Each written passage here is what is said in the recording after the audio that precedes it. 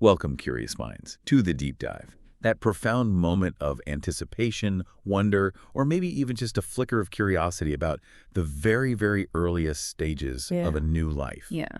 It's a feeling that resonates deeply, isn't it? Before Mm. you even know for sure, like before that telltale line appears on a test, Mhm. how much is actually happening? What invisible forces are already, at play? It truly is an incredible thought. The sheer volume of biological activity, the intricate dance of cells and hormones, that's utterly invisible to our eyes. Right. Yet it's so fundamentally important to the entire journey that's, well, about to unfold. And that's precisely our mission today. We're taking a deep dive into the fascinating, often invisible world of 3 weeks pregnant. Yeah. Our source material for this exploration comes straight from BabyCenter's comprehensive pregnancy week-by-week guide, specifically zeroing in on this incredibly crucial early stage. Mm. You might think, 3 weeks? That's barely anything. How could there be much to discuss? But this phase is unique precisely because it's often before a positive pregnancy test. Yet immense foundational biological changes are already well underway. Exactly. Our goal is to illuminate this hidden phase, providing clarity on what's happening both internally and, well, externally for the expectant parent. And it's worth emphasizing the robustness of the source material we're drawing from for this deep dive. Baby Center isn't just, a casual blog or a single article. It's a comprehensive, well-established platform. It really covers a lot. Oh, absolutely. It covers everything from the very mechanics of ovulation and fertility, guiding individuals through the entire pregnancy week-by-week journey, delves into the nuances of baby names, explores every facet of child development, and provides extensive, medically reviewed health information for both parent and child. This breadth and depth assure us that the insights we're distilling for you today come from a highly researched, thoroughly vetted, and trusted foundation. It's about getting the most vital insights from a broad and credible resource. Knowing that gives us such a solid footing. So what can you expect from this deep dive today? We're going to journey through understanding what's commonly known as the 2-week wait, that period of intense anticipation and quiet observation. That infamous TWW. Right. Then we'll shrink down to a microscopic level, exploring the astonishing developments happening inside the earliest stages of life. We'll unpack the subtle body signals that might just be whispers of a new life beginning. And finally, we'll cover the important proactive steps you can take for health and safety, even at this incredibly early stage, long before any visible changes. Sounds like a great plan. Okay, let's unpack this with what's often called the 2-week wait, or TWW for short. For anyone who is actively trying to conceive, or even just suspects they might be, this interval between potential conception and when a home pregnancy test can accurately detect pregnancy, well, it may very well feel like the longest 2 weeks of your entire life. Oh, definitely. It's not just a time period, it's a deeply emotional landscape, isn't it? It absolutely is. From a core concept perspective, the 2-week wait is precisely that interval between ovulation, when conception might occur, and when a home pregnancy test can actually pick it up. But what's truly fascinating here is how that profound internal anticipation aligns with and is entirely driven by these microscopic events that are utterly invisible from the outside. Right, you can't see it happening. Exactly. For someone ready to embark on the journey of pregnancy, it transforms into this crucible of hope, anxiety, and an intense, almost hypervigilant self-observation during this period. Every little flicker of sensation, every subtle twinge in the abdomen, every fleeting craving, even an unexpected shift in mood can suddenly feel magnified. To start analyzing everything. Totally. It's as if the body is attempting to drop hints, and the hopeful individual is acutely attuned to every potential signal. That heightened awareness is so real. You find yourself logging every single sensation, every slight change, don't you? It's like waiting for incredibly important mail, say a life-changing acceptance letter, knowing it's been sent and is in transit, but you can't quite see it yet. Great analogy. So you find yourself scrutinizing the mailbox every hour, Yeah. searching for the slightest sign of its arrival. And practically speaking, you have to wait, because home pregnancy tests are designed to be accurate only on or maybe after the first day of a missed period. That's key. That's because they need sufficient levels of a particular pregnancy hormone, HCG, to build up in your system and show a positive result. So while your intuition and hyper-awareness might be kicking into high gear, the science is still playing catch-up, requiring patience. Exactly. That need for sufficient HCG levels is a critical biological barrier, a necessary time for the body to begin its profound transformation. But even before that threshold is met, there's an invisible marvel happening. The journey of the fertilized egg, which by now has rapidly divided and transformed into what we call a blastocyst, begins as it travels down the fallopian tube. Okay. This isn't a passive drift, it's a meticulously orchestrated journey of precision where timing and environment are everything.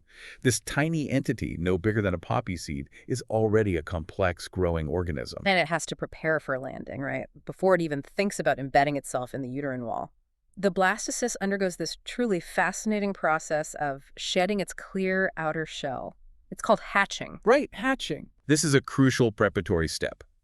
Imagine it like a chick breaking free from its eggshell, or maybe a tiny astronaut shedding its protective travel suit before docking with a space station. Yeah, that works. This hatching is absolutely necessary for it to be able to successfully embed itself and establish a connection. It's literally getting itself ready for the big move, the vital attachment. That's right. And by the very end of week 3, or maybe the absolute beginning of week 4, this hatched blastocyst will successfully and quite purposefully implant itself in what's often described as the lush uterine lining. Lush, I like that description. It really fits. This lining has been meticulously prepared by hormones like progesterone, thickening and enriching to provide the fertile nesting site. Now, to be clear, most individuals probably won't be aware all this intricate cellular choreography is happening. It's all internal. Entirely internal, a silent, profound biological event.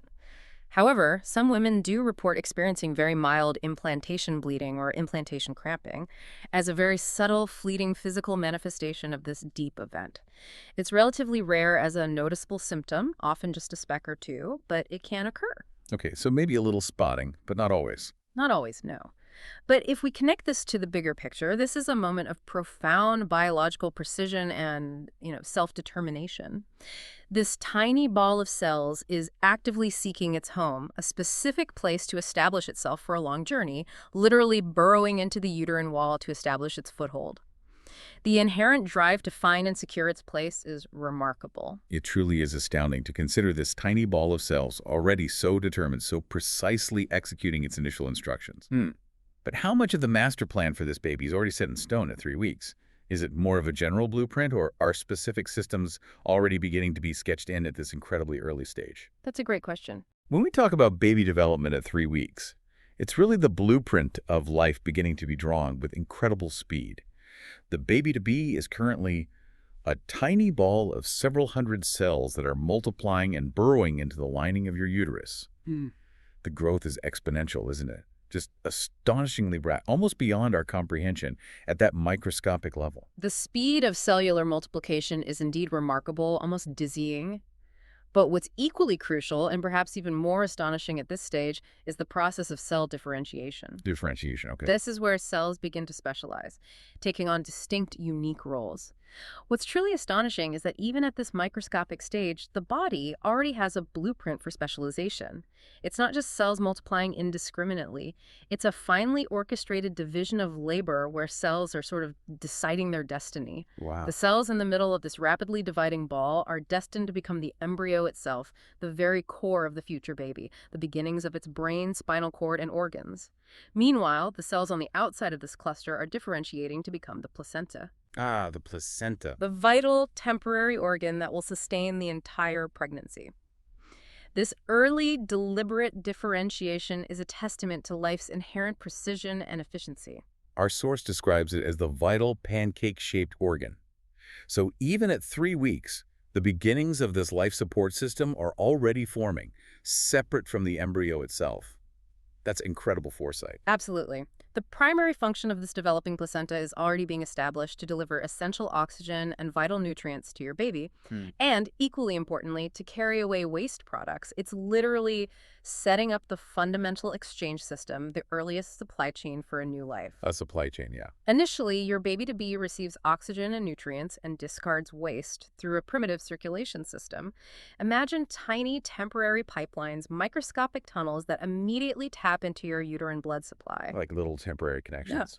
Exactly. It's a crucial, ingenious workaround, a temporary lifeline that provides immediate sustenance. The placenta, in its more developed and robust form, will eventually take over this task entirely, usually around the end of the first trimester, Okay, later on. becoming the sole conduit for all these exchanges. This highlights a transient yet absolutely essential early support system that allows for immediate growth. Here's where it gets really interesting, isn't it? To imagine this incredibly complex system already starting to form, all from a tiny cluster of cells before you might even suspect you're pregnant. It's like the body has this master plan from day one, meticulously laying the groundwork for everything to come. It truly is a marvel. This raises an important question. How does the body know to begin this complex division and specialization so early, laying down the foundation for all future development with such precise timing and coordination? It's a testament to the inherent intelligence and efficiency of biological processes. It really is. It's a precise, orchestrated dance of cells, each with its predetermined role, building the scaffolding for everything that is to come. It underscores the incredible self-organizing capacity of life itself. And speaking of that amazing intelligence, even when you're not consciously aware of what's happening internally, your body is already starting to orchestrate things with a powerful symphony of hormones. The early pregnancy hormones, particularly HCG and progesterone, are truly partners in this, acting as silent conductors of profound change. Indeed. The cells that are destined to become the placenta, even in their earliest stages, are immediately set to work. They begin pumping out the crucial pregnancy hormone, human chorionic gonadotropin, or HCG. HCG, yeah. This hormone has a critical dual function, acting as the body's master conductor for early pregnancy. First, it tells your ovaries to immediately stop releasing eggs, essentially putting a complete halt to your regular menstrual cycle. Stops the cycle cold. Yep. This prevents any further ovulation, signaling that the body is now focused on this new life. Second, and equally important, it instructs your ovaries to keep producing progesterone. Okay, keep the progesterone coming. Right. This continuous elevated supply of progesterone is absolutely vital because it prevents your uterus from shedding its lining, and with it, its tiny, newly implanted passenger. It maintains that lush, supportive environment, ensuring the pregnancy can continue to develop. The crucial insight here isn't just what HCG does, but how it acts as the very signal that halts your regular cycle and ensures the pregnancy continues, literally laying the hormonal groundwork for everything that follows. That's profound. That's a profound shift orchestrated in silence. And this is where the puzzle pieces for the expectant parents start to click, isn't it? Because once there's enough HCG in your urine, that's when you'll get that telltale positive pregnancy test result. Exactly. So the hormone isn't just a symptom. It's the very mechanism behind that long-awaited confirmation. Precisely. The test simply detects the presence of that crucial chemical messenger, HCG. But progesterone's impact extends far beyond just maintaining the uterine lining. Its broader influence is felt throughout the body. How so? Well, it also acts to relax smooth muscles throughout your body, and that includes those in your digestive tract. This relaxation can lead to a significant slowing down of your digestion, which is why many individuals experience symptoms like gas and bloating very early on. The bloater. Even before they know they're pregnant. In fact, our source notes that about half of pregnant women experience constipation at some point during their pregnancy. So these digestive slowdowns are a very common, though often overlooked, early sign directly linked to the significant hormonal shift. Makes sense. It's the body preparing for sustained energy absorption, but with a side effect of discomfort. It's amazing how interconnected it all is. And then there's something else that starts forming incredibly early, even in week 3, that we often only think about much later in pregnancy. Amniotic fluid. Our source mentions that amniotic fluid is beginning to collect within the amniotic sac as early as week 3. That's right. While it's just beginning to form, perhaps only a few drops at this stage, its purpose is already clear. This fluid will serve to cushion your baby in the weeks and months ahead, providing a protective, stable, and temperature-controlled environment A little cushion. for growth, development, and eventual movement. It's the ultimate shock absorber and a vital buffer.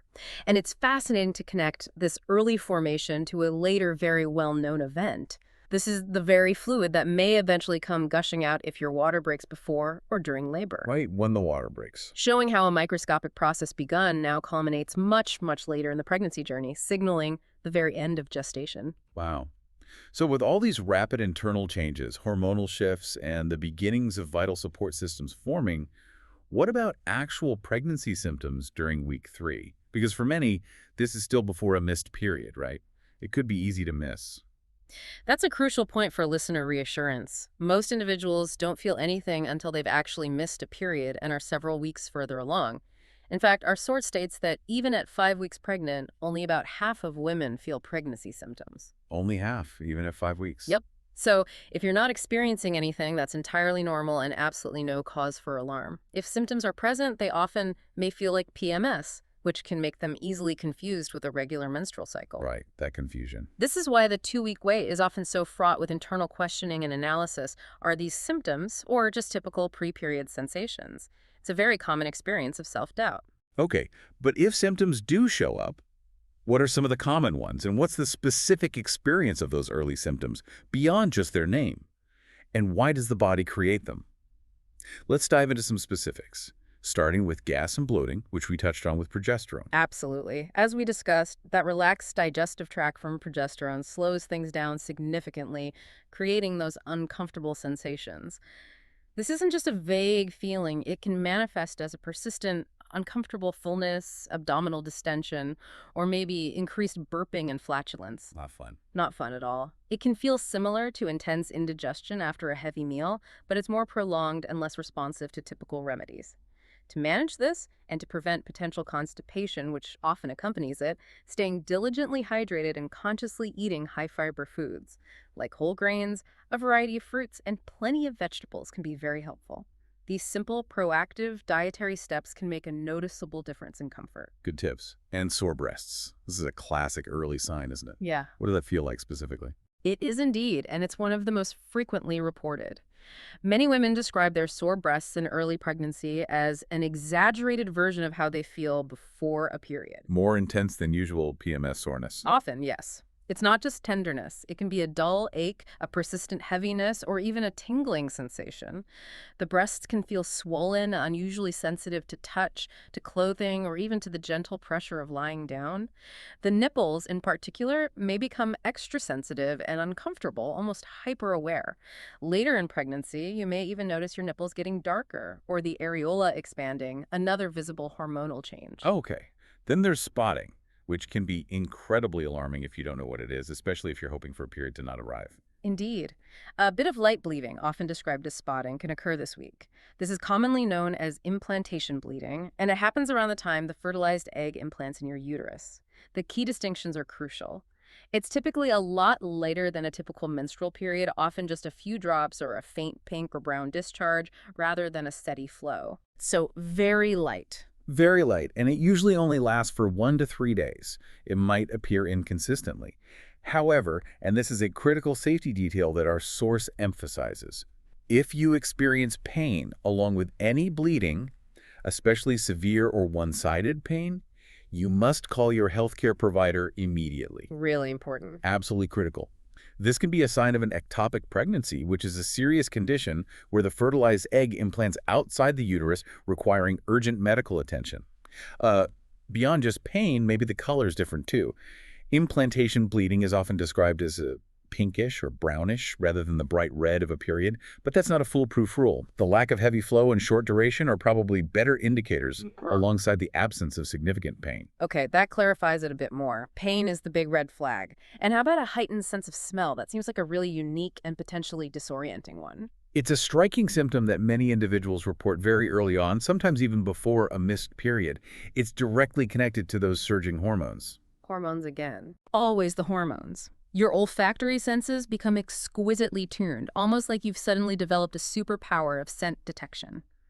Our source gives a memorable and often relatable example. If your partner, your house, or your dog suddenly smells different to you, thank your surging hormones. Huh. Okay. What's particularly interesting is that this isn't always a pleasant experience. Odors that were previously unnoticed or mildly annoying can become overwhelmingly strong and even nauseating. It can make eating certain foods or being in certain environments quite challenging. So if I'm suddenly convinced my partner's socks have achieved a whole new level of pungency, it's not them, it's just my internal super sniffer kicking in. That sounds almost disorienting. Pretty much. Your super sniffer is very real. And for those who are meticulously tracking their cycles, there's basal body temperature, or BBT. Right. And for those who are charting their cycles, perhaps as part of trying to conceive, basal body temperature, BBT, provides a consistent, measurable indicator. If pregnancy has occurred, your basal body temperature should stay elevated this week, typically remaining above your pre-ovulation average. Stays high. Stays high, often by half a degree Fahrenheit or more. This sustained elevation is due to the continued production of progesterone. To track it accurately, you use a basal body thermometer, which is more precise than a regular one, and you take your temperature immediately after you wake up in the morning before you even get out of bed or engage in any activity. It's a subtle but consistent indicator for those who are already monitoring their cycles closely. So what does this all mean when we put it together? Your body is already having this complex, intricate conversation, sending out these subtle signals and orchestrating major internal changes. A symphony of biological activity, even if you're not consciously aware of it yet. It's like a secret language only your hormones understand, a profound internal dialogue unfolding.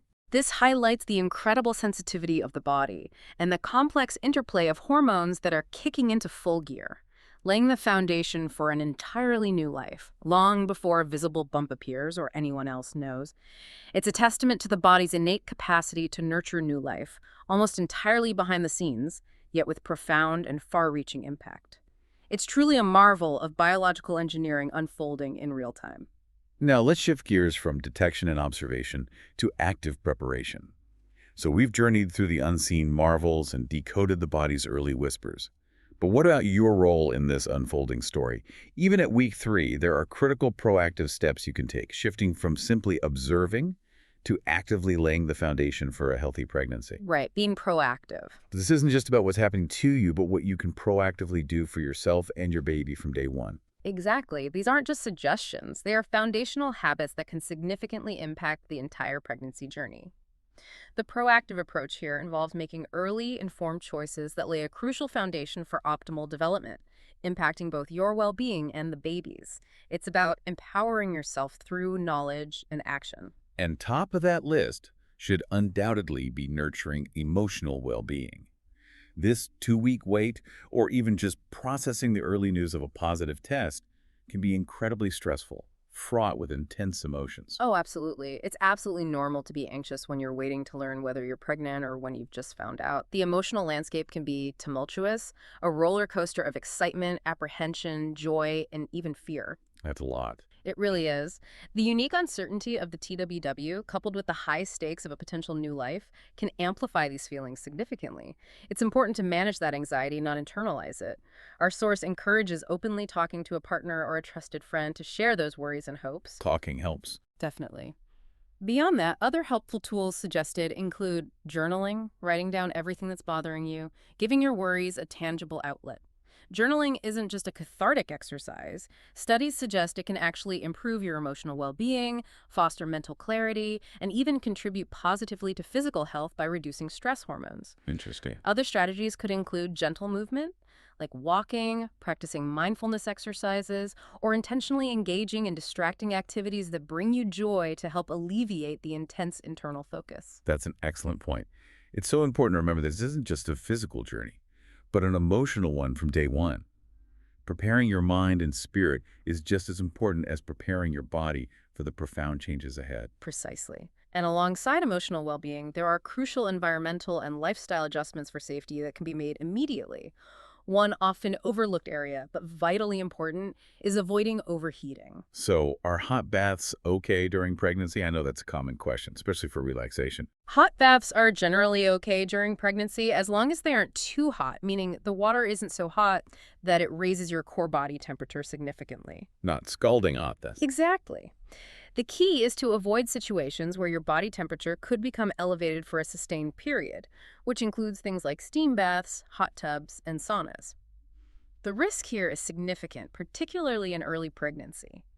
Elevated maternal body temperature, especially during the first trimester when key developmental milestones are occurring, has been associated with an increased risk of neural tube defects in babies. Oh, wow. That's serious. It is.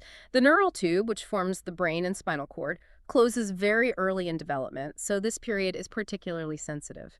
It's a very specific and critical why behind that recommendation. That makes perfect sense. The why truly highlights the importance. And of course, nutritious meals and snacks are always important for overall health, but even more so now with the developing life. Absolutely. The general guidance is to intentionally choose pregnancy-friendly foods. This means focusing on a diverse range of fruits and vegetables, selecting low-mercury fish for essential fatty acids, and prioritizing whole grains for sustained energy and fiber. The basics of healthy eating, really. Pretty much, but with a heightened focus.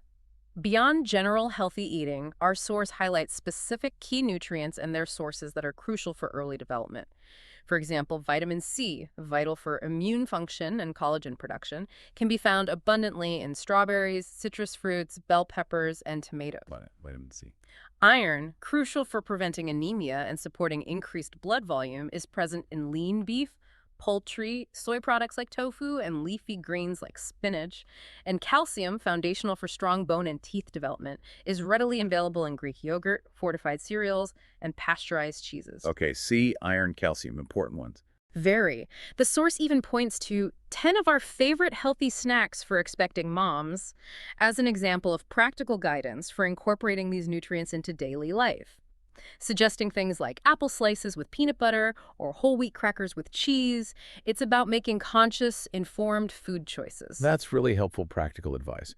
And what about caffeine intake? That's another big one for many people who rely on their morning coffee. Yeah, the coffee question. Experts generally recommend limiting caffeine intake to about 1 cup of coffee a day, which equates to roughly 200 milligrams of caffeine. 1 cup, okay. This is a specific recommendation because too much caffeine can indeed affect your pregnancy and your developing baby, potentially being linked to lower birth weight or other complications.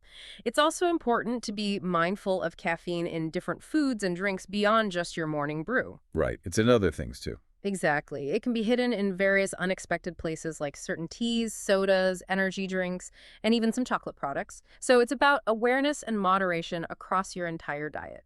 So it's about awareness and moderation. And for some, there might be more challenging habits to address, like smoking, drinking alcohol, or drug use. Absolutely. If you need help quitting smoking, drinking alcohol, or taking drugs, the recommendation is to talk to your healthcare provider immediately, without hesitation or judgment. Don't wait. Don't wait. They can provide a crucial referral to a specialized program, a counselor, or support groups that can offer the resources and guidance needed.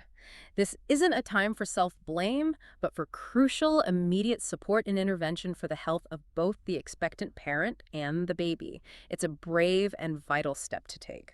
That's an incredibly important message, to seek help without delay. And then, surprisingly, improving your sleep is on the checklist, even at 3 weeks. Why so early when some of the more well-known sleep issues like frequent urination or discomfort aren't typically present yet? It's a proactive mindset, essentially preparing for future challenges. While severe pregnancy-related sleep problems like restless legs, heartburn, or discomfort from a growing belly might hit later. Later in the pregnancy. Right, maybe in a few months. Establishing good sleep habits now prepares you for them. Think of it as building a strong foundation. Good sleep practices like establishing a consistent, regular bedtime routine, going to bed and waking up at the same time each day, even on weekends, and making your bedroom a true sleep sanctuary by ensuring it's dark, quiet, and cool, can lay the groundwork for better, more restorative rest throughout your entire pregnancy. Start good habits early. Exactly. It's about building resilience and preparing your body for the increased demands that will come. And finally, assessing your environment, both at work and at home, for potential hazards. This feels like a broad category. It is a crucial, broad area that often requires a careful review. Some jobs, for example, can pose significant hazards if you're routinely exposed to chemicals, loud noises, or radiation at work, or if your job requires you to be on your feet constantly for long shifts or lift heavy objects. It's vital to talk to your provider about how to stay safe while working during pregnancy. So talk to your doctor about your job. Definitely. For instance, a dental hygienist might need to take precautions regarding x-rays, or a factory worker might need a modified role to avoid heavy lifting. Similarly, at home, some common things can be dangerous for a developing baby. Lead, often found in drinking water from old pipes in older homes, mercury in certain types of fish, like shark, swordfish, king mackerel, or tilefish. A big predatory fish. Right. Certain pesticides and fertilizers used in gardening, and even cat litter containing feces due to toxoplasmosis risk, The cat litter warning. are all potentially harmful and should be avoided or managed with extreme caution. This requires a thorough environmental scan of your daily surroundings and, if necessary, proactive adjustments to minimize exposure. This raises an important question. How much control do we truly have over our environment, and what are the most crucial modifications to prioritize for a developing life that is so incredibly vulnerable in these earliest stages? It's a powerful reminder that every small choice can have a big impact when you're preparing for a baby, even before you've officially confirmed the pregnancy. It's about being truly proactive and intentional from the very start. And so we wrap up our deep dive into the fascinating, often unseen world of 3 weeks pregnant. We've journeyed from the quiet anticipation and intense emotional landscape of the 2-week wait, exploring the invisible biological marvels of conception and implantation, witnessed the body's first subtle hormonal signals and symptoms, and identified the critical proactive steps for health and safety.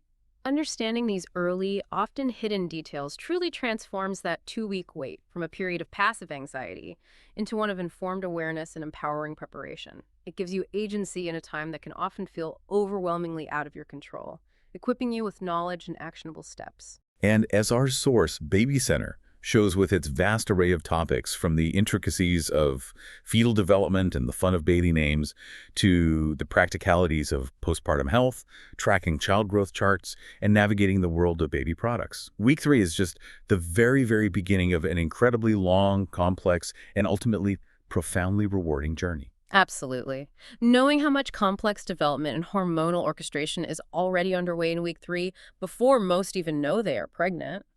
What does this tell us about the fundamental resilience and hidden intelligence of the human body? Makes you think. It really does. If so much is happening behind the scenes at week 3, how might a deeper understanding of these early biological processes change our perspective on the entire journey of life's beginning and the incredible innate capacity for growth and self-organization that defines us? A truly powerful thought to leave you with. Thank you for joining us on this deep dive. We hope you feel a little more informed, a little more aware, and maybe even a little more amazed by the miracles happening all around us, even when they're unseen. Until next time, keep digging deeper.